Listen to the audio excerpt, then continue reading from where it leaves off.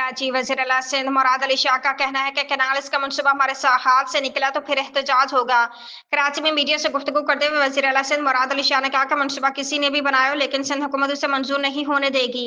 वज़ीर-ए-आज़म को नताइज का मालूम है, वो इंसाफ से काम ले। मुराद अली शाह ने कहा कि वो हर गारंटी देने पर तैयार हैं कि सिंध हुकूमत और पीपल्स पार्टी अवाम की ताकत से नहरों का मंसूबा बनाने नहीं देगी। इस्लामाबाद सऊदी अरब की जानिब से वीज़े के इजरा की आखिरी तारीख 18 अप्रैल गुजरने के बाद 67,000 पाकिस्तानी आज़मीन हज के मुकद्दस सफर की उम्मीदें मदूम हो गई और उनकी जिंदगी भर की जमा पूंजी दांव पर लग गई।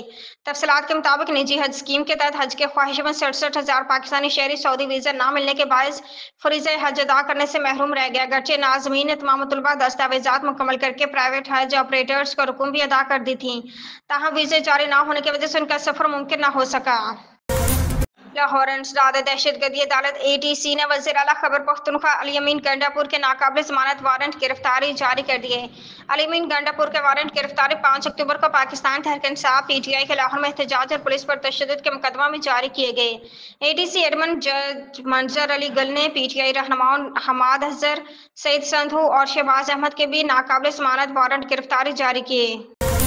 इस्लामाबाद वज़ीर-ए-आज़म के मशीर राना सनाउल्लाह ने कहा कि जब नहरों की मंजूरी ही नहीं दी तो एतराज़ क्यों किया जा रहा है। सिंध में कुछ लोगों ने माहौल खराब करने की कोशिश की।